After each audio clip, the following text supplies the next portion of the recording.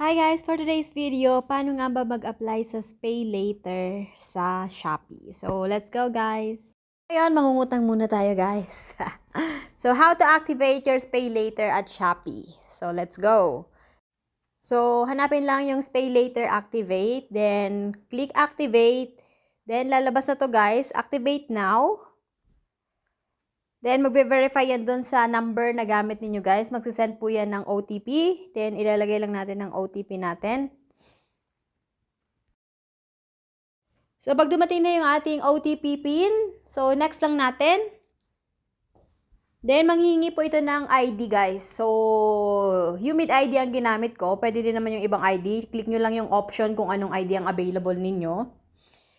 Then, after ma-confirm yung ID ninyo guys, malalagay dyan yung mga information ninyo. Then, fill up na lang po yung mga information na hinihingi pa na kailangan pang i-confirm. And then, maglalagay dito yung other secondary contact. Lalagay nyo asawa nyo, pamilya nyo, kapatid nyo, anak nyo, whatever. Then, confirm lang guys. I-next nyo lang yan.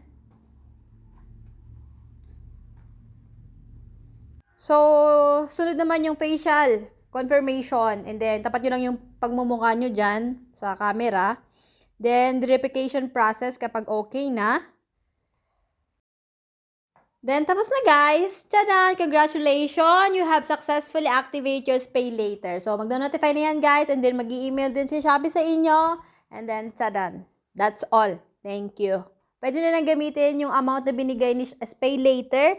So, every purchase, guys, kapag okay kayo magbayad sa Pay Later, tataas po yung amount na ibibigay nila. So, kapag okay kayo magbayad, wala kayo naging problema, on time kayo, tataas ang allowance na ibinibigay ni Pay Later habang tumatagal. So, kapag first time user kayo, nagbibigay lang sila ng minimum 500 to 2,500. Okay, guys? That's all. Bye!